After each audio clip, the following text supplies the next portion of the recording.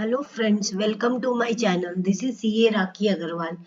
आज का हमारा टॉपिक है tax deducted at source, that is TDS. TDS मतलब क्या होता है कि सपोज एक मिस्टर एक्स है। मिस्टर एक्स ने सैलरी पेमेंट किया to mister Y. Mister X is the employer and mister Y is the employee of the organisation. So Mr. X has paid salary to the employee. तो government बोलेगा आप payment तो कर रहे हो, लेकिन आप एम्प्लॉय के सैलरी से कुछ पोर्शन आप डिडक्ट करके हमें जमा दे दीजिए. सो आज हम डिस्कस करेंगे सेक्शन 192 ऑन सैलरी. रेसिडेंट और नॉन रेसिडेंट पर टीडीएस कटता है कि नहीं. अंडर सेक्शन 192 बोलता है कि टीडीएस काटना पड़ेगा अगर सैलरी पेमेंट कर रहे हो to the person who is resident और नॉन रेसिडेंट. उससे मतलब नहीं है, आपको टीडीएस काटना पड़ेगा अंडर सेक्शन 192. कौन काटेगा? Who is responsible for deducting tax under section 192? All person paying salary are responsible to deduct TDS on income chargeable under the head salary. In other words, none of the payer of the salary is excluded. Individuals, HUF, partnership firm, companies, cooperative society, trust, and other artificial judicial person have to deduct TDS on salary. So इसमें बोला है कि कौन person है जो कि TDS काटे. जो भी एम्प्लॉयर है जिसका रिस्पॉन्सिबिलिटी है, क्योंकि गवर्नमेंट ने एम्प्लॉयर को रिस्पॉन्सिबिलिटी दी है सैलरी पे टीडीएस काटने की. Burden is on employer to deduct TDS on salary of the employee, because अगर employer ये रिस्पॉन्सिबिलिटी नहीं लेगा तो एम्प्लॉय के अंडर में, एम्प्लॉयर के अंडर में suppose there are 100 of employees are working. अगर किसी का टीडीएस कटता है, किसी का रिटर्न फाइल होता है, किसी का नहीं होता है, किसी कोई जमा नहीं करता, कोई फॉल्स डिक्लेरेशन देता है. इसीलिए गवर्नमेंट ने बोला कि देखिए एम्प्लॉय को छोड़िए, आप एम्प्लॉयर है, आपके पास सारा एम्प्लॉय का, आपके एम्प्लॉय काम करते हैं, आपके पास सारा इंफॉर्मेशन है. आप ये रिस्पॉन्सिबिलिटी लीजिए कि आप उनको जो सैलरी पेमेंट कर रहे हैं उस पे आप टीडीएस का, उनका जो इनकम का कंप्यूटेशन है वो कौन बनाएगा? वो एम्प्लॉयर का. वो एस्टिमेटेड बेसिस पे तो काट नहीं सकता, तो वो एम्प्लॉय से अदर इंफॉर्मेशंस कि तुम्हारा कोई हाउस प्रॉपर्टी इनकम भी है क्या, तुम्हारा कोई कैपिटल गेन इनकम भी है क्या, तुम्हारा कोई बिजनेस इनकम भी है क्या, वो डिटेल्स अपने एम्प्लॉय से लेगा एम्प्लॉयर. और फिर ऑन एस्टिमेटेड बेसिस पे वो कंप्यूटेशन बना के उसकी टीडीएस का मतलब है पे एज यू अर्न. तो सैलरी तो हर महीना ही पेमेंट होती है, तो टीडीएस भी हर महीना ही कटता है एम्प्लॉय का. एम्प्लॉयर काटेगा हर महीना TDS on the estimated basis, और फिर एट द एंड जब पूरा उसका सैलरी पेमेंट होगा तब एक्चुअल बेसिस पे डिसाइड होगा कि उसका कितना TDS बना. On every month, the employer will deduct TDS on the estimated basis. As on the 1st April itself, आज आप 12 महीना की सैलरी दे रहे हो, एक साथ तो दोगे नहीं, हर महीना दोगे. तो 1st अप्रैल में ही आप एम्प्लॉय से सारा डिटेल्स कलेक्ट कर लोगे. सैलरी का तो आप एम्प्लॉयर हो, आपके पास सारा डिटेल्स है. लेकिन अगर एम्प्लॉय अदर इनकम कुछ रिसीव कर रहा है, या एम्प्लॉय कुछ हाउस प्रॉपर्टी से इनकम रिसीव कर रहा है, रेंटल इनकम आ रहा है, या उसका पीजीपीपी से कुछ इनकम है, तो वो सारा इंफॉर्मेशन एम्प्लॉयर लेगा एम्प्लॉय से कि देखिए हम आपका TDS काटेंगे on salary, but you have to give other information also, so I will able to deduct the correct TDS from your salary. कि कितना आपका इनकम होगा ऑन द एस्टिमेटेड बेसिस पे हम उस पे TDS काटेंगे. तो कौन काटेगा? The person responsible for paying salary वही काटेगा टीडीएस और वो गवर्नमेंट को जमा दे देगा। वो कोई भी हो सकता है, इंडिविजुअल्स भी हो सकता है, एचयूएफ भी हो सकता है, पार्टनरशिप फर्म भी हो सकता है, कंपनी भी हो सकता है, कोऑपरेटिव सोसाइटी भी हो सकता है, ट्रस्ट भी हो सकता है, अदर जुडिशियल पर्सन भी हो सकता है। जिसके अंडर में एम्प्लॉय लोग काम करते हैं वो कोई भी हो सकता है और उन्हीं का रिस्पॉन्सिबिलिटी है कि आप डिडक्ट करिए टीडीएस ऑन सैलरी अगर आप सैलरी पेमेंट कर। पेई कौन है? हु इज द पेई? जो एम्प्लॉय है, जो काम करता है वो एम्प्लॉय है, और जो मालिक होता है उसको एम्प्लॉयर बोलते हैं। तो any employee having taxable income under the head salary shall be treated as payee for TDS under section 192. For application of section 192, there must exist employer-employee relationship between the payer and payee. Employer और employee का relationship होना चाहिए in order to deduct TDS under section 192। अगर आप contract पे हो तो वो कॉन्ट्रैक्चुअल रिलेशनशिप है, एम्प्लॉय का रिलेशनशिप नहीं है। अगर टीडीएस काटना है अंडर सेक्शन 192 में तो एम्प्लॉयर और एम्प्लॉय का रिलेशनशिप होना। For example director of the company is not employee and as such no TDS under section 192 on any amount paid to the director. बोलते director of the company is not an employee of the organisation, उसको employee नहीं मानेंगे। यहाँ पे बोला ना सभी directors लोग ना एम्प्लॉय नहीं होते। जैसे कि जो होल टाइम डायरेक्टर है जो डे टू डे एक्टिविटी में पार्टिसिपेट लेता है, जो सुबह से जैसे एम्प्लॉय 10 बजे आएगा 6 बजे जाएगा, फिक्स टाइम पे आता है फिक्स टाइम पे जाता है, तो वो होल टाइम डायरेक्टर होता है।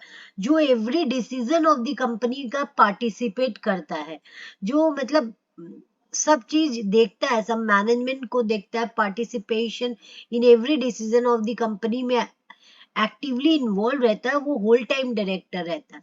तो होल टाइम डायरेक्टर वो एम्प्लॉय ऑफ द ऑर्गेनाइजेशन है, तो उस पे टीडीएस कटता है। लेकिन जो पार्ट टाइम डायरेक्टर रहता है, जो आएगा कभी आता है, कभी जब उसका दरकार पड़ता है तब आता है, जब कोई मीटिंग होती है तब आता है, जब कोई डिसीजन लेना रहता है तब आता है, तो वो हो गया पार्ट टाइम डायरेक्टर। उनका जो टीडीएस है वो एम्प्लॉयर और एम्प्लॉय का रिलेशनशिप फॉर्म नहीं करता। तो पार्ट टाइम डायरेक्टर अगर है, प्रोफेसर है, डॉक्टर है, उनके लिए एक सेपरेट सेक्शन है in order to deduct TDS. अगर उनको कुछ पेमेंट कर रहे हैं तो उनके लिए सेपरेट सेक्शन है। So director of the company is not employee and as such no TDS under section 192 on any amount paid to the director। और कौन से डायरेक्टर की बात हो रही है यहाँ पे कि वो एम्प्लॉय नहीं है of the organisation. Whole time director employee है, पर जो पार्ट टाइम डायरेक्टर है, इंडिपेंडेंट डायरेक्टर, वो सब नॉन एग्जीक्यूटिव डायरेक्टर्स है, they are not the employee of the organisation. They comes once in a while during the meeting time. वो कभी भी आ सकते हैं, कभी भी जा सकते हैं। They don't have any fix time on that, they are not the employee of the organization as a full-time employee of the organization, and on them section 192 is not applicable because there is no relationship of employee or employer. But in case of full-time director, he works as full-time employee. He participates in every decision making actions, and also he involved in every meetings and all. So each and every direction of the company he works accordingly. So he is the whole time director, and on which section 192 is applied, and hence TDS is deducted on the salary paid to the whole time directors and not to the part time directors and lecturers and professors and directors. For them the separate section is there, that is section 194J, that is TDS on professional. Now is TDS deducted on salary paid to non-resident employee? क्या TDS आप deduct करोगे अगर आप non resident employ को payment कर रहे हो? अगर आप एम्प्लॉयर हो और आपका एम्प्लॉय नॉन रेसिडेंट है तो क्या TDS डिडक्ट होगा? नॉन रेसिडेंट एम्प्लॉय पे भी TDS डिडक्ट होगा। यस, अगर suppose holding company of the organization situated in India, subsidiary is situated in USA, So there is a holding subsidiary relationship. The subsidiary is situated in US. The head office is paying the salary to the employee of the subsidiary which is located in USA. So non-resident, if the resident company is paying salary to the non-resident employee of his organization, then whether TDS is to be deducted on them that salary? Yes, definitely, because TDS is to be deducted by employer on payment made to whether they are resident or non-resident. It doesn't matter if they are paying salary to the employee, then they will liable, the employer will liable to deduct TDS on the salary paid to the employee. So when to deduct TDS under section 192, liability to deduct TDS tax at source shall arise at the time of actual payment of salary and not at the time of accrual. Means जब आप actually pay करोगे ना, at the time of payment, जैसे कि आपने 30 अप्रैल को payment किया है, उसी टाइम आप काटोगे, मतलब eight the time of actual payment, नहीं कि आप बुक्स एंट्री कर दिए और उस टाइम आप TDS, बुक्स एंट्री से कोई मैटर नहीं होता। जब आप एक्चुअल पेमेंट करोगे सैलरी, तब आप TDS काट के ही पेमेंट करोगे। सपोज आपने 1 लाख का सैलरी पेमेंट किया, उस पे आप TDS काटोगे at the certain percentage determine in the slab, तो आप उसमें से 10% अगर TDS काटे तो 10,000 काट के 90,000 आप एम्प्लॉय को दोगे। जब आप पेमेंट करोगे, जिस टाइम आप सैलरी पे करोगे उसी टाइम आप डिडक्ट करके ही पेमेंट करोगे। So liability to deduct tax at source shall arise at the time of actual payment of salary and not at the time of accrual. अब यहाँ पे क्या बोल रहा है? Thus the employer is not required to deduct tax at source when salary has not been paid. अगर आपने salary actually नहीं पे किया, but merely credited to the account of employee. Although as per section 15, the salary is taxable in the hand of employee either at the time of actual receipt or at the time of actual accrual, whichever is earlier. तो अगर आपने payment नहीं किया पर employ की books में credit कर दिया आपने, पर आपने एक्चुअली पेमेंट नहीं किया, तब TDS नहीं कटेगा। Although as per section 15 of the salary act बोलता है कि सैलरी तो आपका टैक्सेबल है ही in the hand of employee, अगर आप एक्चुअल, वेदर वो एक्चुअली रिसीव कर रहा है या एक्चुअल, सपोज उसका एक्चुअल सैलरी उसका 12 मंथ्स का सैलरी है, अब उसको 11 मंथ्स का सैलरी मिला, मार्च का सैलरी उसको अप्रैल के मिड वीक में या लास्ट वीक में मिला, तो वो मार्च में तो अपना एक्रूअल बुक्स बनाएगा, तो एक्रूअल बेसिस पे तो सैलरी दिखा देगा, एम्प्लॉयर भी उसको एक्रूअल बेसिस पे चढ़ा देगा बुक्स में कि यस, एक्रूअल बेसिस पे कि हमको इसको पेमेंट करना है, पेएबल दिखा देगा, और वो अपने बुक्स में रिसीवेबल दिखा देगा, सैलरी रिसीवेबल। तो इन दैट केस ऑल्सो अगर उस सैलरी तो टैक्सेबल होगा ही मार्च तक का, इवन वो रिसीव करता है नहीं करता है दैट डजंट मैटर, बट उसको तो टैक्स मार्च तक का एक्रूअल बेसिस पे चढ़ा के देना ही पड़ेगा। यही बोल रहा है, लेकिन TDS जब काटेगा जब वो एक्चुअली पेमेंट करे। Threshold limit, no tax is required to be deducted at source unless the estimated salary exceed the maximum amount not chargeable to tax. No TDS under section 192 if tax payable after taking rebate under section 87A by the employee's name. कहने का मतलब ये है कि अगर आप suppose अब estimated salary calculate कर रहे हो अपनी एम्प्लॉय की, और उसकी एस्टिमेटेड सैलरी जो है आपने आज 1 अप्रैल में बैठ के कैलकुलेट की कि उसकी साल भर की जो सैलरी होगी उसकी वो 2.5 लाख से कम होगी, 2,40,000 बिलो स्लैब लिमिट है, बिकॉज 2.5 लाख का तो स्लैब है, 2.5 लाख तक जो भी इनकम आप कमा रहे हो वो तो फुल्ली एग्जेम्प्ट है। जब आपकी टैक्सेबिलिटी आएगी ही नहीं, एम्प्लॉयर को पता है कि हम इस एम्प्लॉय को 10,000 रुपया इसका सैलरी है या 20,000 रुपया इसका पर मंथ सैलरी है, जो एंड ऑफ द ईयर में जाके 2,40,000 रुपया होगा, तो हम इस पे TDS क्यों काटें और क्यों हम इस पे इतना माथा लगाएं? So no tax is required to be deducted at source unless the estimated salary, जो आप एस्टिमेट कर रहे हो 1 अप्रैल में बैठ के, एक्सीड, अगर आपका estimated salary is more than suppose 10 lakh, that unless the estimated salary exceeds the maximum amount not chargeable to tax.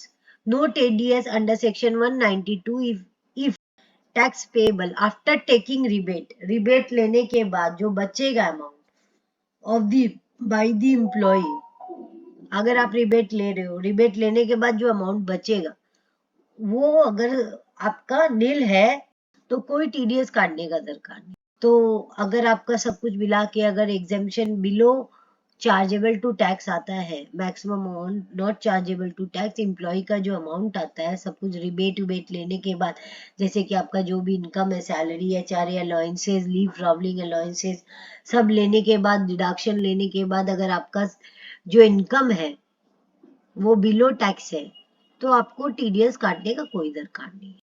अब rate of TDS under section 192, कोई स्पेसिफिक रेट नहीं दिया गया है अंडर सेक्शन 192।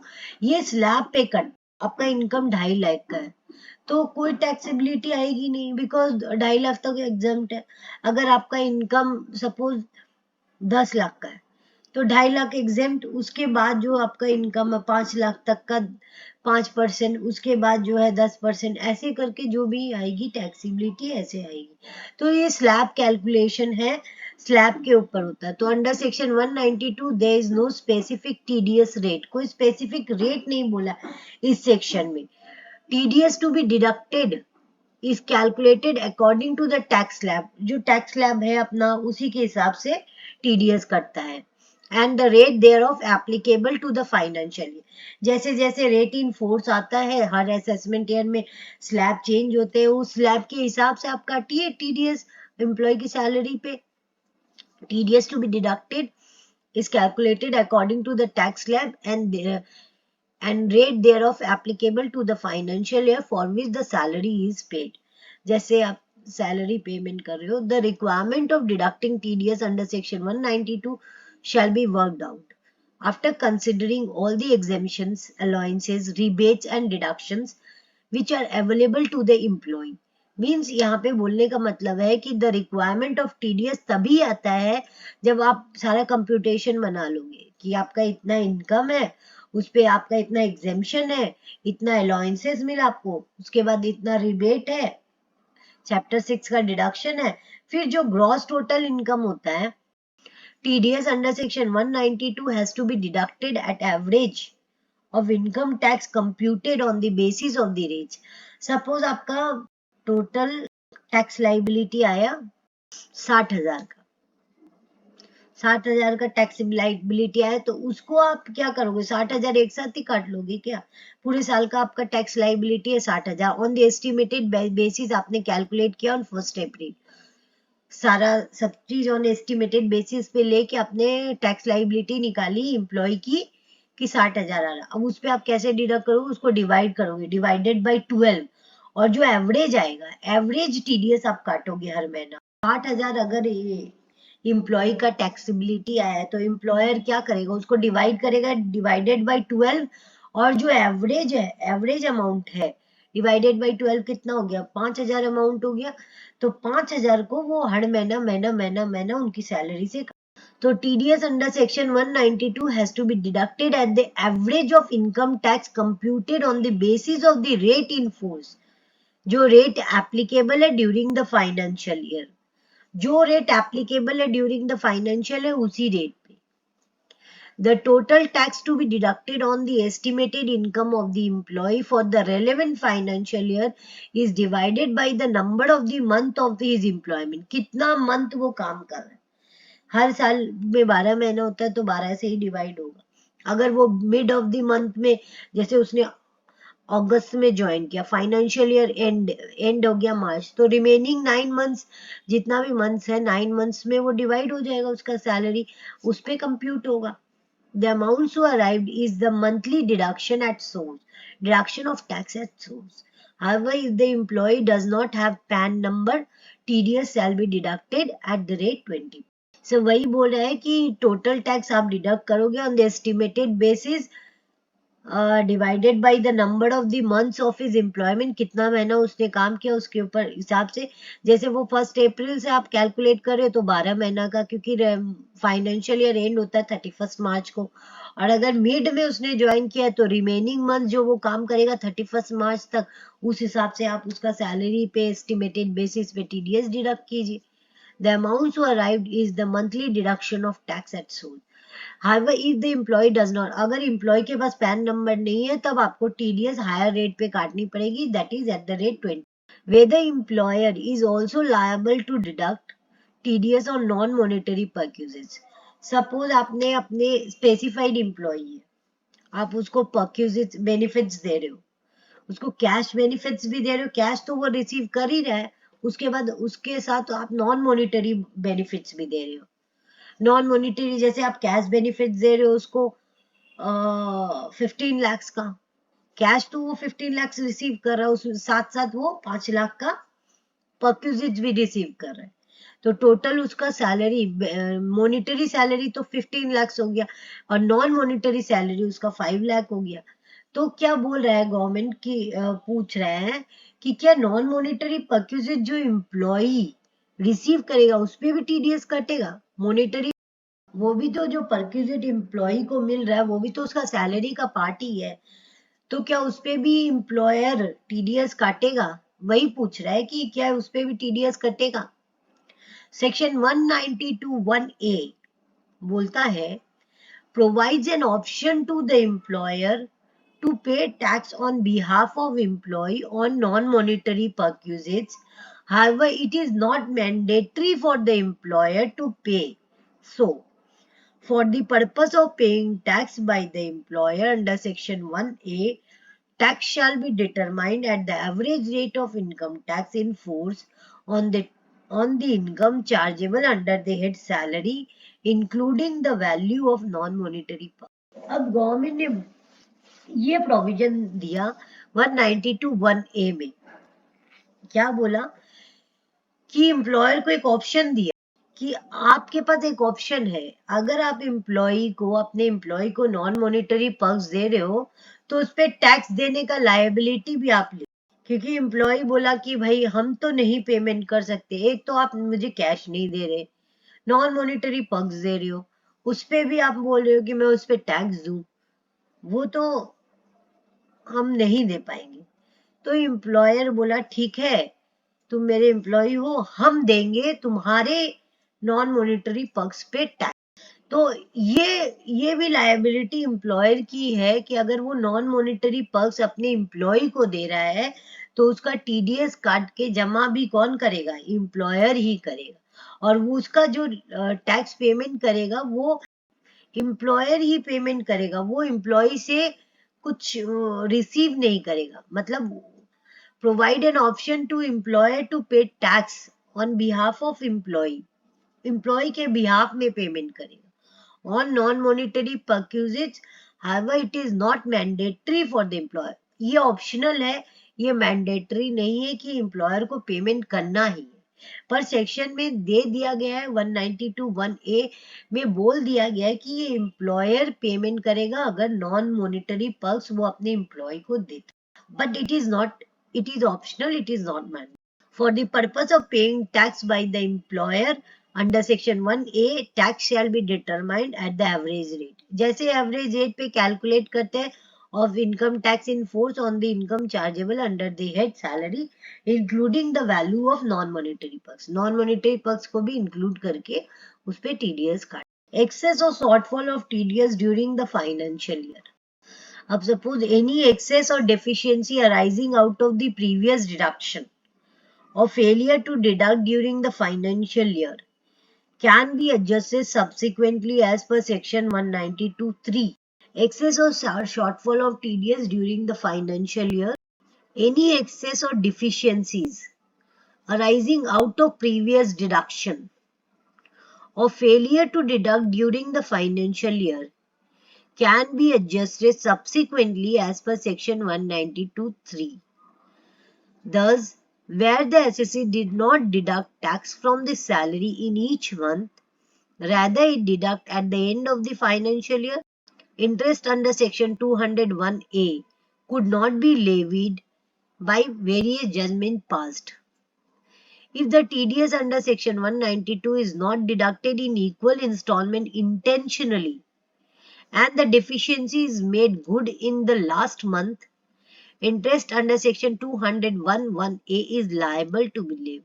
यहाँ पे बोला है कि अगर कुछ आप TDS काट रहे हो या आपने नहीं काटा, आपने अपनी एम्प्लॉय की सैलरी पे TDS नहीं काटा और उसको आपने सब्सिक्वेंट ईयर में काटा, any excess or deficiency arising out of the previous deduction, suppose आपने प्रीवियसली कम काटा, जितना काटना था उससे कम काटा, या आपने काटा ही नहीं during the financial, can be adjusted subsequently, वो आप एडजस्ट कर सकते हो सब्सिक्वेंटली एज पर सेक्शन 192(3) में बोला गया है. एनी एक्सेस और deficiency arising out of previous deduction or failure to deduct during the financial year can be adjusted subsequently as per provisions as per section 192(3) के provisions के हिसाब से. Thus, where the assessee did not deduct tax from salary in each month, suppose employer का ये नहीं है कि वो हर महीना सैलरी से TDS डिडक्ट करे, उसका ये फंडा है कि वो at the end of the financial year में TDS डिडक्ट. अगर ऐसे हर मंथ नहीं डिडक्ट करता और at the end of the financial year में भी डिडक्ट करता है, तब in that case interest under section 201(1)A could not be levied, क्योंकि in that case various judgement is issued by CBDT in order to, if they did not deduct tax TDS on monthly basis, but they deduct at the end of the year. So there are various judgments. So interest is not levied under section 201(1)A if they did not deduct on a monthly basis. But agar TDS under section 192 is not deducted in equal installment intentionally, अगर equal instalment में intentionally नहीं deduct किया गया है, तब और deficiency is made good, और deficiency मतलब है इंटेंशनली इक्वल इंस्टॉलमेंट में डिडक्ट नहीं किया और डेफिशिएंसी आपका ज्यादा है इन द लास्ट मंथ, तब आपको इंटरेस्ट पेमेंट करना पड़ेगा under section 201(1)A is liable to be levied. अगर इंटेंशनली आपने इक्वल इंस्टॉलमेंट में TDS नहीं काटा और वहां पे आपके एंड ऑफ द मंथ में डेफिशिएंसीज आ रही है, is made good in the last month, then interest under section 201(A) is liable to be levied. Relief when salary is paid in arrear or advance. अगर आपने अपने employ को advance salary दी है, section 89(1) क्या बोलता है, advance salary and arrears of salary taxable in the year of receives, जिस साल मिलेगा उस साल ही टैक्सेबल होगा. However, eligible to claim relief under section 89(1), relief to be computed as per rule 21A. So arrears और एडवांस सैलरी है, जिस साल आप दोगे उसी साल आप TDS काटोगे. यहाँ पे एडवांस सैलरी पे आपको रिलीफ मिल रहा है अंडर सेक्शन 89(1) में एडवांस और एरियर्स के ऊपर, to be computed as per rule 21A. Now other relevant points related to section 192. Other relevance point क्या है related to section 192? Every person responsible for paying salary income is first required to estimate the income chargeable under the head salary. The value of the perquisites provided by the employer to the employee shall be determined under Rule 3 and shall be taken into account while estimating income under the head salary. Means every person जो भी पे कर रहा है salary is first, जो मैंने पहले भी बताया कि उसको एम्प्लॉयर को एम्प्लॉय से सारी डिटेल्स कलेक्ट करनी पड़ेगी कि उसकी इनकम फ्रॉम सैलरी कितनी है, income under the head PGPP कितनी है, इनकम फ्रॉम कैपिटल गेन कितनी है, हाउस रेंट की इनकम कितनी है, हाउस रेंट की उसकी income from house property and income from other sources कितनी है. फिर वो एस्टिमेटेड बेसिस पे उसकी टैक्स लायबिलिटी निकालेगा after deducting all the exemption deductions and all. then he will determine the tax liability of the employee on the estimated basis, and वो estimated basis पे जो tax liability आएगी उसको वो weighted average मतलब 12 months जितने भी period of months of employment है उससे वो divide करेगा, जो वो आएगा amount आएगा उसको as that amount is to be deducted as TDS. Further, any income falling under section 10, that is income which do not form a part of total income, exempt income अगर कुछ है, shall not be included in computing the income from salary for the purpose of section 192. exempt income है तो उसको आप include नहीं करोगे, वो तो exempt हो ही जाएगा, so उस पे TDS नहीं कटता है.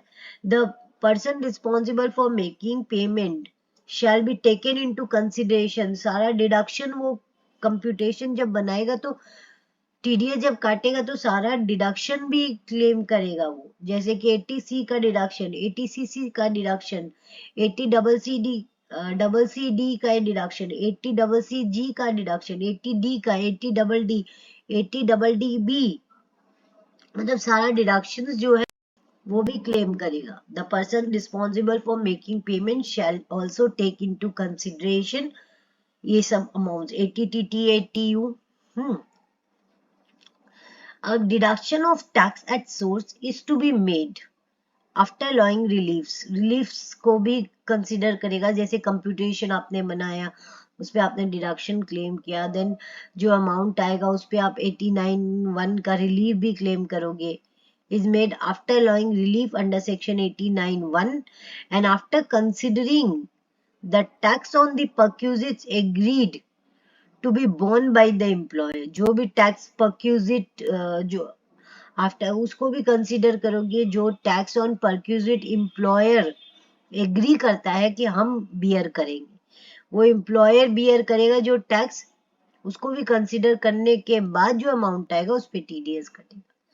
Person responsible for paying the salary में at the time of deducting tax at source increase or reduce the amount to be deducted for the purpose of adjusting any excess or deficiencies arising out of previous deduction or non deduction.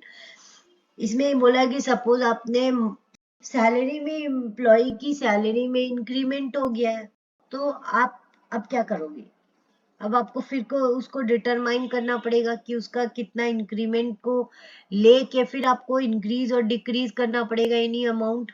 अगर अगस्त में उसका salary में increment हुआ, आपने estimate किया तो उसका liability आ रहा था 90,000, तो अब जो रिमेनिंग मंथ है उसमें आप डिवाइड कर दोगे, तो अब क्या हो गया उसका टीडीएस अमाउंट रिमेनिंग मंथ्स में अगर आप डिवाइड कर दोगे 90,000 इज द लायबिलिटी, उसको डिवाइड करोगे आप डिवाइडेड बाय 2 स्लैब रेट से डिटरमाइन करने के बाद उसका टैक्स लायबिलिटी अगर 90,000 आता है तो उसको अगर रिमेनिंग मंथ्स में 9 मंथ्स में अगर आप डिवाइड करते हो तो वो कितना आएगा 10,000 पर मंथ, तो 6,000 से सीधा 10,000 हो गया. तो इंक्रीज और डिक्रीज हो सकता है.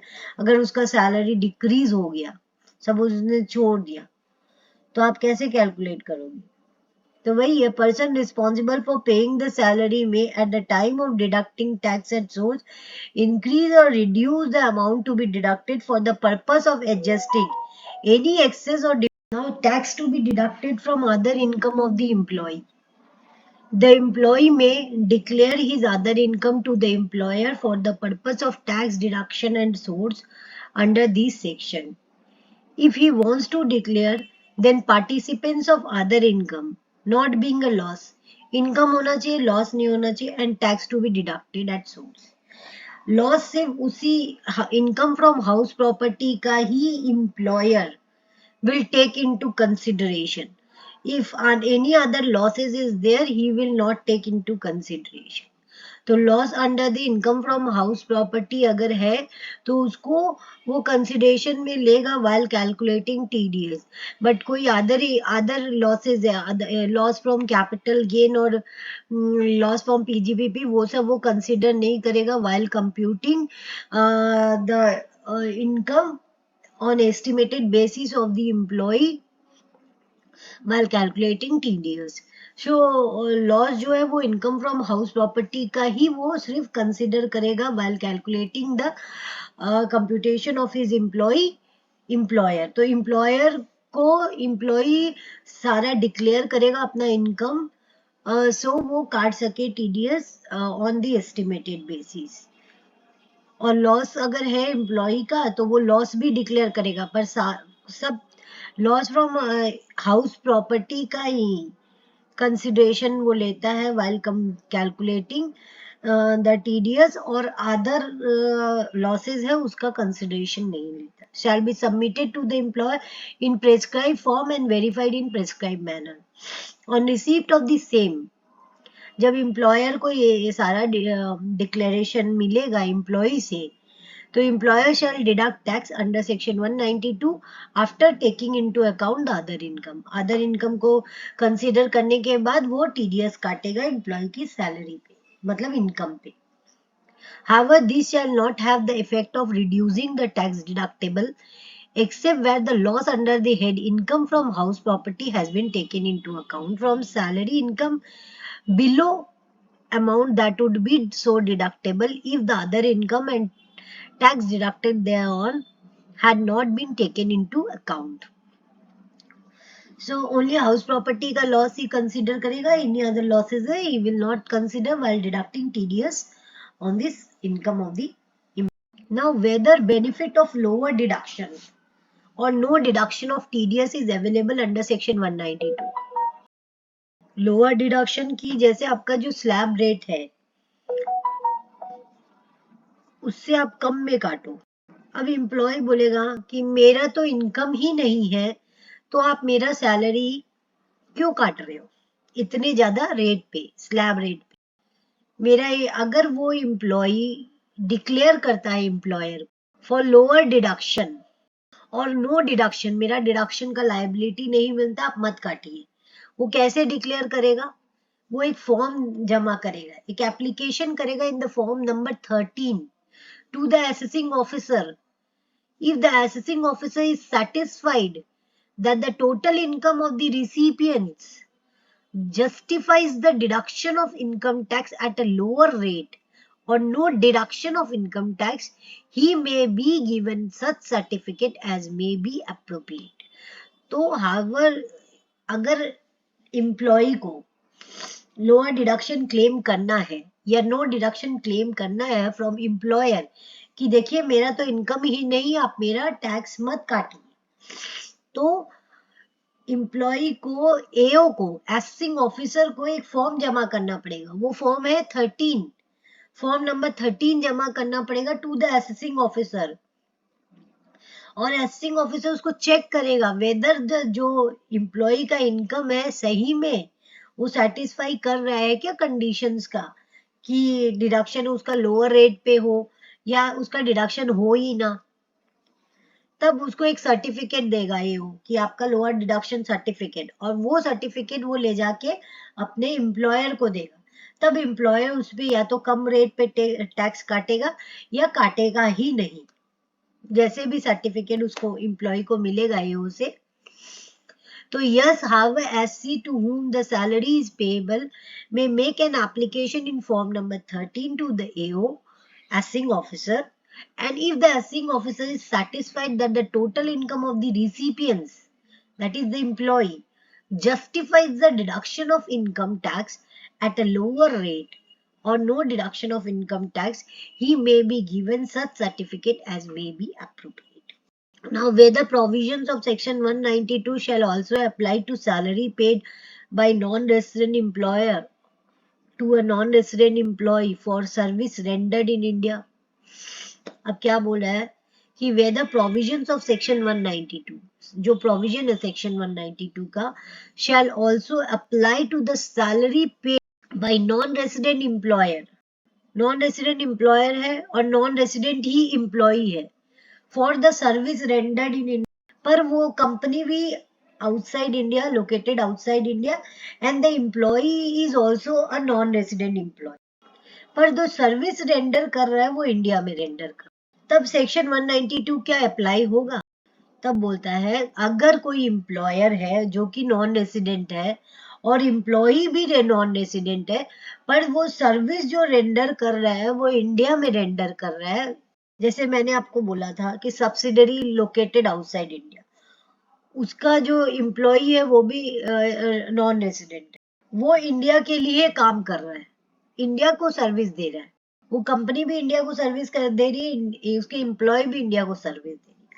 तब जब वो कंपनी अपने एम्प्लॉय की टीडीएस काटेगी, नॉन रेसिडेंट कंपनी अपने नॉन रेसिडेंट एम्प्लॉय की टीडीएस काटेगी, तब क्या सेक्शन 192 अप्लाई होगा?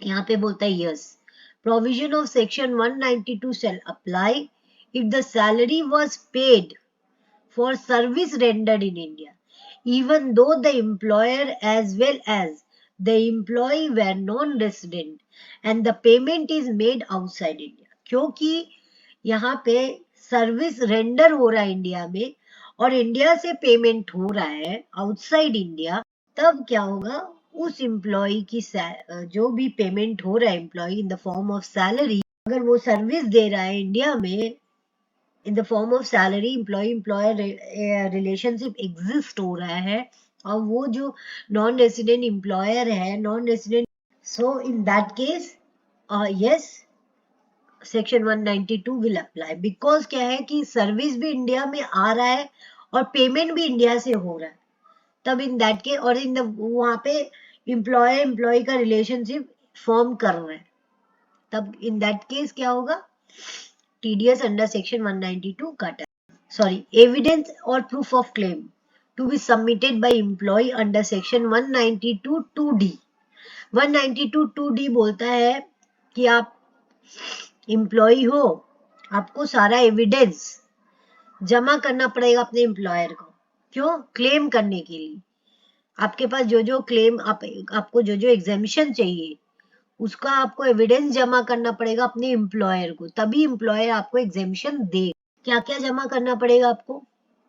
The person responsible for making any payment of income chargeable under the head salary, अगर सैलरी में चार्जेबल है under the head salary, shall obtain from the SSC, SSC से लेगा, कौन लेगा? द एविडेंस और proof of the particulars of the prescribed claim made by him in form number 12BB। So जो person है जो पेमेंट करने, जो सैलरी पेमेंट करेगा, कौन? एम्प्लॉयर पेमेंट करेगा, किसको? एम्प्लॉय को, तो किससे ऑब्टेन करेगा? एम्प्लॉय से सारा एविडेंस ऑब्टेन करेगा, proof of particulars in prescribe कि आप क्या क्या क्लेम करना चाहते हो, किस में? इन फॉर्म नंबर 12BB में क्लेम कर, बोलेगा फॉर्म 12BB में हमें सारा एविडेंस दीजिए जो आपको क्लेम करना है एज एग्जेम्पशन, जैसे आपको हाउस रेंट अलाउंसेस क्लेम करना है तो आप एम्प्लॉय हो, आपको जब एविडेंस देना पड़ेगा अपने एम्प्लॉयर को। लीव ट्रैवलिंग कंसेशन अगर आपको चाहिए तो आपको उसका एविडेंस देना पड़ेगा। डोनेशन अगर आपने 80G में किया है तो उसका एविडेंस देना पड़ेगा आपको अपने एम्प्लॉयर को, तभी वो उसका डिडक्शन आपको देगा। तो exemption of house rent allowances, अगर आप एम्प्लॉय का रिलेशनशिप एग्जिस्ट हो रहा है तो आपको फॉर्म नंबर 12BB में डिक्लेरेशन देना पड़ेगा अपने एम्प्लॉयर को कि हमको ये exemption along with proof, along with the documents, relevant documents. जैसे आपको हाउस रेंट अलाउंसेस क्लेम करना है तो उसमें आपको क्या जमा देना पड़ेगा अपने एम्प्लॉयर को? या तो अमाउंट ऑफ रेंट पेड, कितना आपने रेंट पे किया उसका रेंट पे का slip, name and address of the landlord, landlord का name address, PAN of the landlord if aggregate rent paid during the previous year exceed 1 lakh, PAN भी देना पड़ेगा, पैन नंबर अगर आपका रेंट जो exceed 1 lakh during the year हो रहा है तो, और rent receipt. So the exemption of house and allowances अगर एम्प्लॉय क्लेम करेगा तो उसको amount of the rent paid to the landlord, name and address of the landlord, pan of the landlord if the aggregate rent paid during the previous year exceed rupees 1 lakh, pan of the landlord देना पड़ेगा अगर उसका rent जो वो पे कर रहा है ड्यूरिंग द ईयर 1 लाख से ज्यादा है तो उसको लैंडलॉर्ड का पैन भी देना पड़ेगा। अगर समहाउ अगर लैंडलॉर्ड का पैन वो नहीं देता है तो उसको सेल्फ डिक्लेरेशन जमा करना पड़ेगा। रेंट रिसीव्ड और rent agreement from landlord, rent received है अगर उसके पास ये एग्रीमेंट है तो ये सब documents in order to claim HRA वो एम्प्लॉयर को जमा करेगा। कौन? एम्प्लॉय। लीव ट्रैवल कंसेशन, अगर लीव ट्रैवल कंसेशन उसको क्लेम करना है एम्प्लॉई को एम्प्लॉयर से तो evidence of expenditure is required to be furnish to the employer as per rule 26C के हिसाब से उसको सारा एविडेंस फर्निश करना पड़ेगा एम्प्लॉयर को। और leave travel concession can not be claim from for foreign travel, अगर आप इंडियन एम्प्लॉय हो, इंडियन कंपनी से क्लेम कर रहे हो, इंडियन एम्प्लॉयर भी और एम्प्लॉय भी इंडिया का है, फॉरेन अगर ट्रैवल कर रहे हो तो उसका आपको लीव ट्रैवल कंसेशन नहीं मिलेगा, कैन नॉट बी क्लेम्ड, वो आप क्लेम नहीं कर सकते। आप क्लेम करोगे leave travelling concession as per rule 26C के हिसाब से, और एम्प्लॉयर को सारा एविडेंस फर्निश करोगे of the expenditure you had incurred in order to claim leave travel concession. Donation under 80G, अगर आप कुछ डोनेट कर रहे हो अंडर 80G, जैसे donation are made under 80G other than to a notified charitable institution, then the employer should allow the donation while calculating tax deductible। अगर आप कुछ डोनेट कर रहे हो और आपको क्लेम करना अंडर 80G के अंदर में, other than to a notified charitable institute को छोड़ के तब एम्प्लॉयर आपको डोनेशन का डिडक्शन भी दे देगा, लेकिन आपको उसका रिसीट देना पड़ेगा कि हाँ हमने एक सर्टिफिकेट आता है 80G का जो कि जिसको आप डोनेट करते हो वो आपको देगा एक certificate in order to claim 80G deduction, वो आप एम्प्लॉयर को सबमिट करोगे तब आप एम्प्लॉयर से डोनेशन का भी डिडक्शन क्लेम कर सकते हो अंडर 80। अब TDS on salary to partners, partner क्या रिसीव करता है सैलरी उसको नहीं बोलेंगे। अगर पार्टनरशिप फर्म है, there are partners, they are receiving remuneration, salary तो उसको बोल नहीं सकते तो आप क्या बोलोगे? रेम्यूनरेशन पेड कर। आप पार्टनर को क्या दे रहे हो? रेम्यूनरेशन। और वो किस पर्पस के लिए? वो बिजनेस का है, बिजनेस कर रहे हैं 3 पार्टनर मिलके, they are not drawing the salary, they are drawing the remuneration for that business। there is a separate, मतलब जो पार्टनर्स का जो सैलरी होता है ना वो सेक्शन 192 के अंडर में नहीं आता, उस पे टीडीएस अंडर सेक्शन 192 में नहीं कटेगा। तो सैलरी और remuneration to the partner is not taxable in the hand of partner as salary, क्योंकि वो सैलरी उनको बोला ही नहीं जाता, क्योंकि 3 पार्टनर मिलके अगर कोई पार्टनरशिप फर्म चला रहे हैं तो they are not drawing the salary, there is no existence of employer और एम्प्लॉय रिलेशनशिप। पार्टनर अगर ड्रॉ कर रहा है तो वो अपना इनकम ड्रॉ कर रहा है, अपना रेम्यूनरेशन ड्रॉ कर रहा है, it is not a salary but it is considered as income from business. वो लोग बिजनेस चला रहे हैं उसके चलते partners are drawing certain amount in the form of remuneration. So no employee relationship exists between the partner and partnership firm because they are itself, they are the owner. So they are not drawing the salary. There is no existence of employers or employee relationship. They are drawing the remuneration. यहाँ पे एक myth है कि that these provisions only applies on salary paid to active partner. Salary paid to inactive partner is not allowed as deduction to the partnership firm under section 40B, but still it's business income for the partners. The above explanation does not differentiate between the active or inactive partners and their salary paid to any partners is not liable to deduct TD. Partners कुछ remuneration withdraw कर रहा है तो वो section 192 में उस पे कोई TDS नहीं कटेगा because it's not a salary, it's not forming a relationship between the employers and employee. It falls under the income from business income. It's not a salary income. So TDS under section 192 is now TDS on pension and family pension. अगर employee after the service rendered, after their retirement, अगर employee retire हो गया तो उसको pension मिलेगा। अब उस pension पे वो क्या सैलरी का पार्ट है, उस पे टीडीएस कटेगा कि अगर एम्प्लॉय को मिल रहा है या फैमिली पेंशन मिल रहा है? There is a difference between pension and family pension. For the purpose of Income Tax Act 1961, the tax treatment for the pension and family pension is different. Tax treatment भी different है, और pension और family pension क्या होता है हम लोग अभी डिस्कस करें। As per income tax act, it is pertinent to point out that pension received from a former employer, अगर आपका एम्प्लॉयर है, फॉर्मर एम्प्लॉयर है जिसको आपने छोड़ दिया, उससे आपको पेंशन रिसीव हो रहा है, is taxable under the head salary as per section 17 of the Income Tax Act. Therefore, pension is taxed in the same way as salary is taxed. अगर आपको प्रीवियस एम्प्लॉयर से पेंशन मिल रहा है तो वो सैलरी का ही ट्रीटमेंट होगा, वो कि आपको income in the form of salary ही मिल रहा है as per section 17 of the income tax act. Pension is tax in the same way as the salary is tax. On the other hand, अगर आपको फैमिली पेंशन मिल रहा है, is taxed under section 56 as income from other sources. Now section 192 of the Income Tax Act makes any income chargeable under the head salary subject to tax deduction at source. Since pension is also considered as salary, therefore TDS is deducted on pension also wherever applicable as per the prevailing rates. So pension क्या है? Salary बोला जाता है pension. अगर आप farmer employer से pension receive हो रहा है तो वो सैलरी ही बोला जाएगा, उसको सैलरी का ही ट्रीटमेंट मिलता है as per section 17 of the income tax act.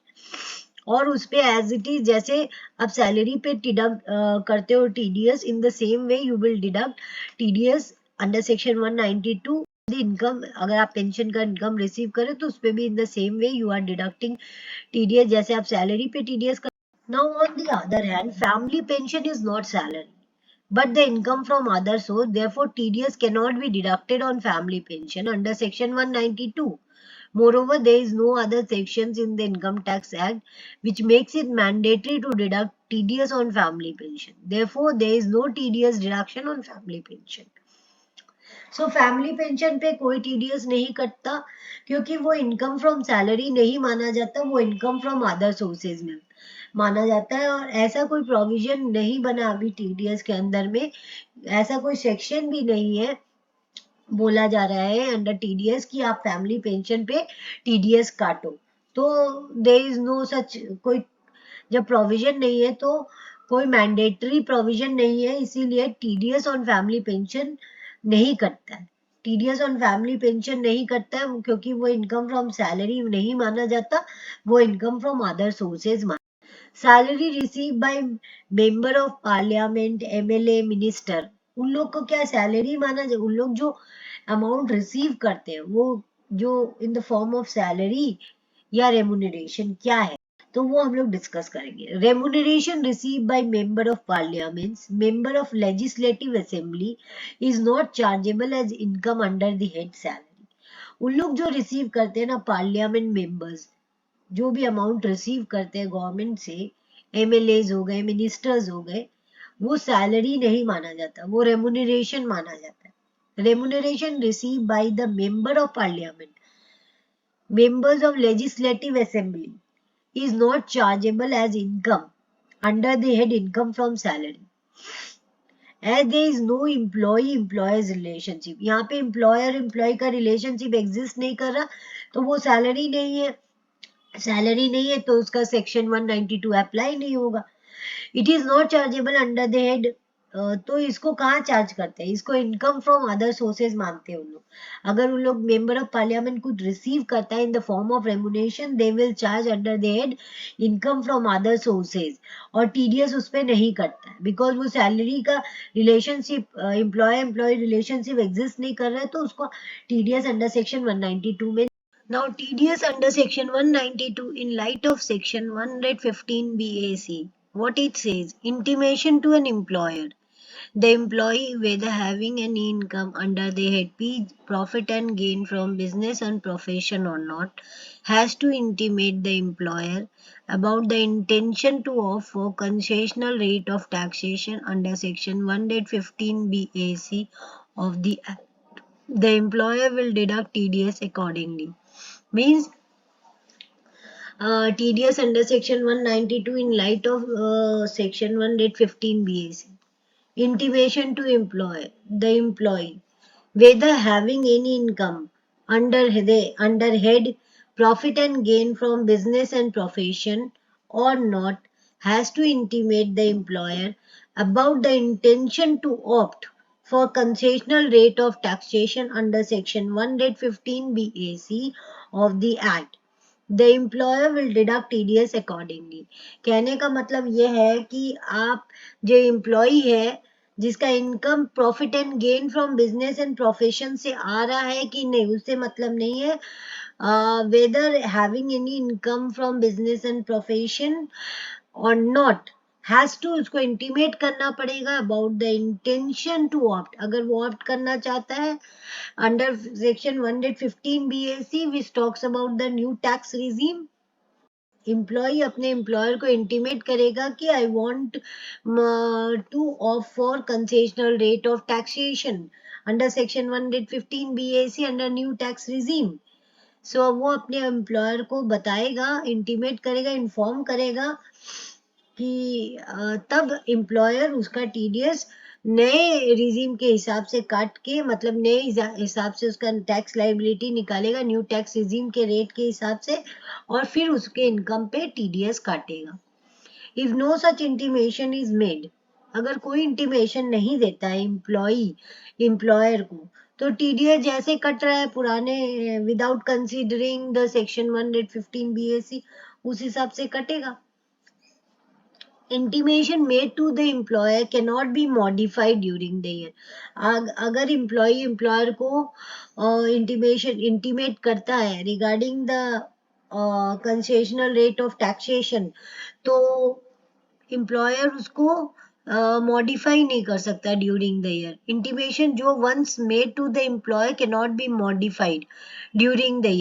However, intimation given to the employee is not binding and the employee can choose different option while filing returns of income. अगर employee को लगेगा कि हम at the time of filing its return कि हम दूसरा option पे जाए तो वो कर सकता है. It's not binding on the employer कि आप इंटीमेट कर दिए तो वो बाइंडिंग हो गया है.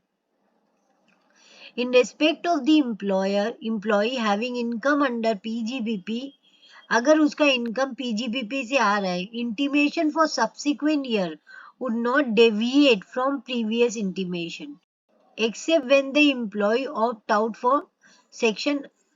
मतलब जो इंटीमेशन उसने एक बार दे दिया पीजीबीपी के केस में, अगर पीजीबीपी के केस में अगर एम्प्लॉय ने एम्प्लॉयर को इंटीमेट कर दिया तो वो उसको चेंज नहीं कर सकता है एक्सेप्ट अगर वो उससे निकल नहीं जाए. वंस एक बार वो ऑप्ट आउट कर जाता है अंडर सेक्शन 115 BAC में, तो फिर वो उसको ऑप्ट इन नहीं कर पाएगा.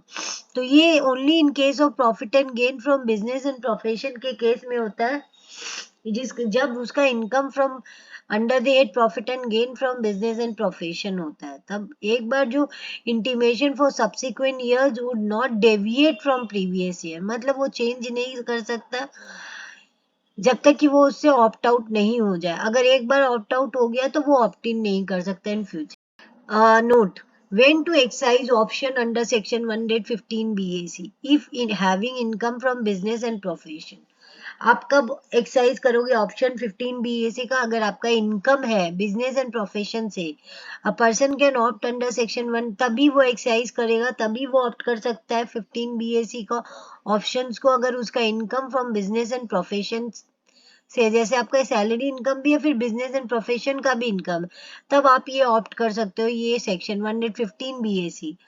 Option to be exercise on or before due date under section आप रिटर्न फाइलिंग का ड्यू डेट है उसके पहले ही आपको ये ऑप्शन पे जाना पड़ेगा, आपको एक्सरसाइज करना पड़ेगा। Option 1 exercise shall apply to the subsequent year. एक बार आपने 115 BAC को ऑप्ट कर लिया, वो सब्सिक्वेंट ईयर में आपको अप्लाई करना पड़ेगा, आप उसको चेंज नहीं कर सकते।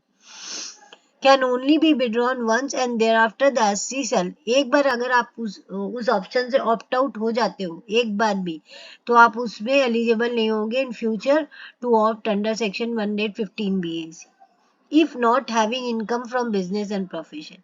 लेकिन अगर आपका इनकम नहीं है बिजनेस एंड प्रोफेशन से, options to be exercise at the time of furnishing of returns.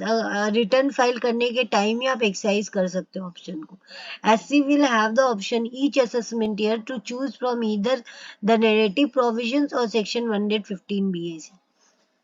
अगर SC का इनकम है बिजनेस एंड प्रोफेशन से, तो उसको प्रीवियसली ही ऑप्ट करना पड़ता। अगर सिर्फ इनकम है बिजनेस एंड प्रोफेशन से, उसका सैलरी इनकम है, इनकम फ्रॉम हाउस प्रॉपर्टी, तो वो ऑप्ट करेगा 115 BAC को, और उसको एक्सरसाइज करेगा before due date of filing returns के पहले।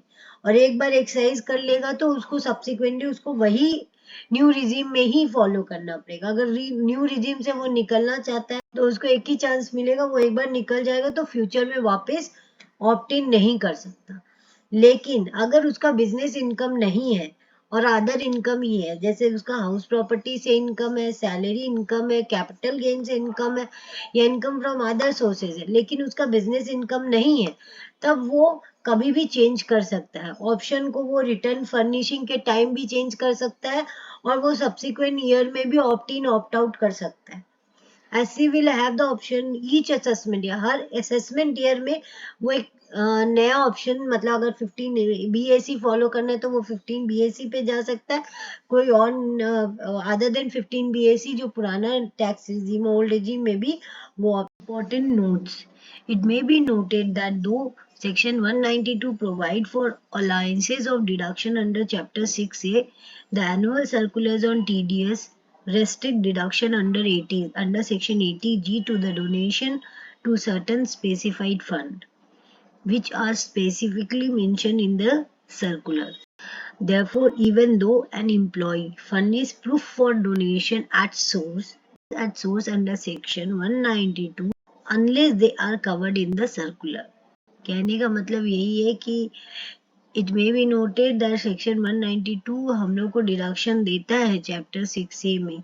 चैप्टर 6A का डिडक्शन क्लेम करने के बाद ही हम लोग TDS काटते हैं, लेकिन यहाँ पे कुछ सर्कुलर्स है जो रिस्ट्रिक्ट करता है डिडक्शन अंडर सेक्शन 80G में टू सर्टन स्पेसिफाइड फंड्स। कुछ फंड्स है स्पेसिफाइड फंड्स जिसमें कि 80G का डिडक्शन नहीं मिलता है allowance, which are specifically mentioned in the circular, जो कि mention है in circular। Therefore, even though an employee furnish proof for donation at source under section 192, कि वो covered तो नहीं है circular, unless they are covered in the circular, so donation का proof देना पड़ेगा in order to claim deduction under chapter 6A।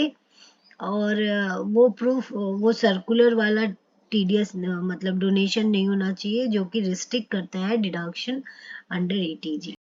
where during the financial year, second point is where during the financial year an employee, कोई भी employee है working with more than one employer, अगर वो दो employer के साथ काम कर रहा है ड्यूरिंग द ईयर, एक साल में दो एम्प्लॉयर है उसके, दो एम्प्लॉयर के साथ काम कर रहा है वो, तो वो क्या दोनों एम्प्लॉयर ही उसका TDS काटेंगे?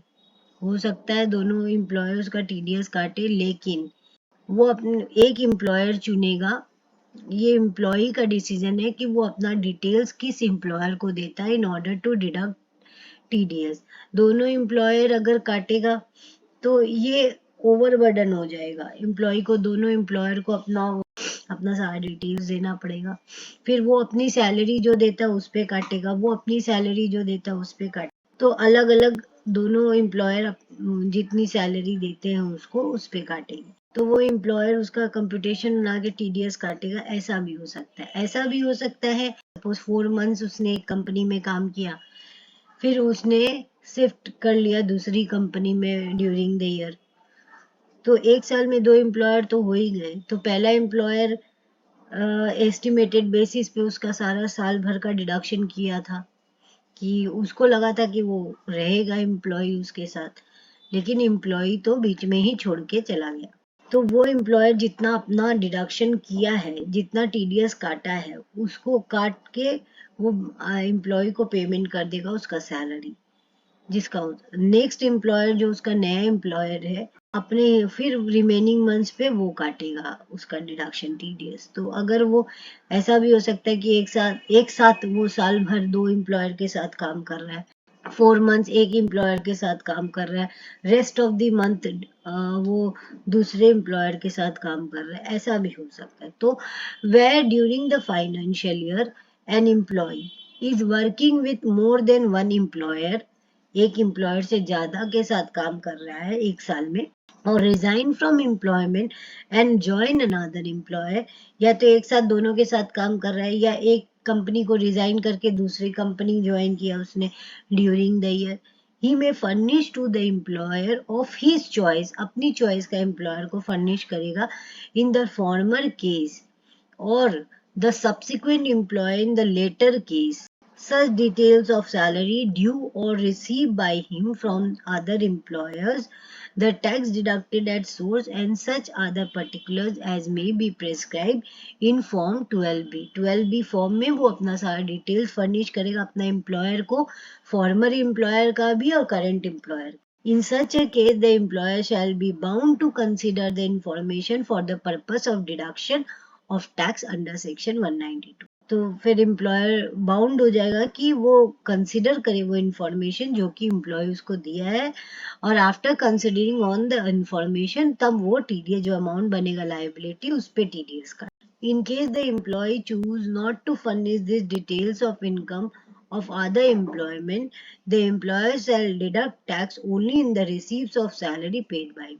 अगर employee अपना डिटेल्स अगर नहीं देना चाहता है एम्प्लॉयर को, तो एम्प्लॉयर जो सैलरी पे कर रहा है उस एम्प्लॉय को, उसको तो वो सैलरी तो पता ही है कि हम इतना पे कर रहे हैं एम्प्लॉय को, तो वो उसी पे टीडीएस काट के उसको बैलेंसिंग अमाउंट दे देगा। अगर एम्प्लॉय नहीं चाहता कि हम अपना डिटेल्स फर्निश करें, तो जरूरी नहीं है कि वो फर्निश करे।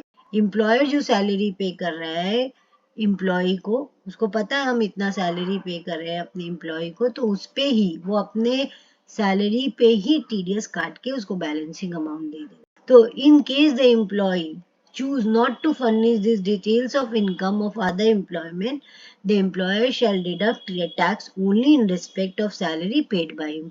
जो वो खुद पे कर रहा है एम्प्लॉय को, वो उतने पे ही टीडीएस काट के उसको बैलेंसिंग अमाउंट दे। Now TDS compliance chart. Compliances क्या है? पहला बात कि आप डिडक्ट कीजिए, फर्स्टली डिडक्ट कीजिए। अगर आपने डिडक्ट किया है तो डिपॉजिट कीजिए, अगर आपने डिपॉजिट किया है तो डिक्लेयर कीजिए। पहला कि कंप्लायंसेज ये है कि डिडक्ट कीजिए, डिडक्ट आपने किया है तो उसको डिपॉजिट कीजिए विद इन ड्यू डेट, और फिर एक डिक्लेरेशन में आप उसको डिक्लेयर कीजिए कि हाँ हमने डिडक्ट भी किया, हमने डिपॉजिट भी किया विद इन ये रहा उसका डिक्लेरेशन। अगर आपने डिडक्ट नहीं किया तो क्या कंप्लायंसेस करना पड़ेगा आपको?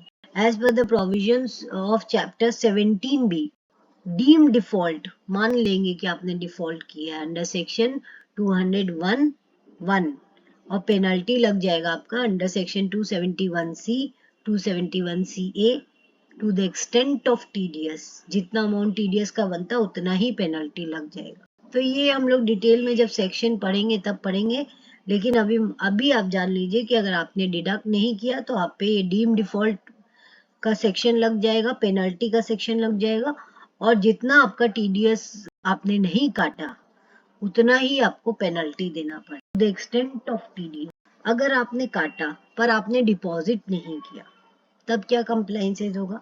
If not paid within due date, अगर आपने ड्यू डेट के अंदर पेमेंट नहीं किया, डिपॉजिट डिडक्ट तो कर लिया पर ड्यू डेट के अंदर आपने डिपॉजिट नहीं किया गवर्नमेंट को, तब क्या होगा? इंटरेस्ट अंडर सेक्शन 201 1A तो लगेगा ही आपको 1% till the date of deduction and 1.5% till the date of deposit. आपने डिपॉजिट कब तक डिले किया उसका, जितना मंथ आप डिले करोगे उसका 1.5% लगता जाएगा हर महीना का। और प्रोसिक्यूशन अंडर सेक्शन 276B लग जाएगा। अगर आपने डिडक्ट किया, आपने डिपॉजिट किया पर आपने डिक्लेयर नहीं किया, तब क्या होगा? But not filing up TDS statement, आपने रिटर्न फाइल नहीं किया, स्टेटमेंट फाइल करना पड़ता है डिपार्टमेंट में डिक्लेयर करने के लिए। सो पेनल्टी अंडर सेक्शन 234E लग जाएगा, ₹200 per day to the extent of TDS. जितना अमाउंट का टीडीएस है या 200 पर डे, उतना पेनल्टी लग जाए। स्टेटमेंट होता है टीडीएस का कि क्वार्टरली फाइल करना पड़ता है, अगर आपने नहीं किया तो पेनल्टी अंडर सेक्शन 234E लग जाएगा, ₹200 पर डे करके, to the extent of TDS. जितना अमाउंट का आपका टीडीएस बनता है उतना ही पेनल्टी भी लग जाएगा। और हम जैसे जैसे टीडीएस डिस्कस करेंगे वैसे वैसे आपको सारा कंप्लायंसेस का भी सेक्शंस क्लियर होता जाएगा। सो आज तो हमने section 192 TDS on salary discuss किया है। In the next class we will continue our TDS. Thanking you for watching my video. If you like, please share, subscribe my channel. Thanking you for watching.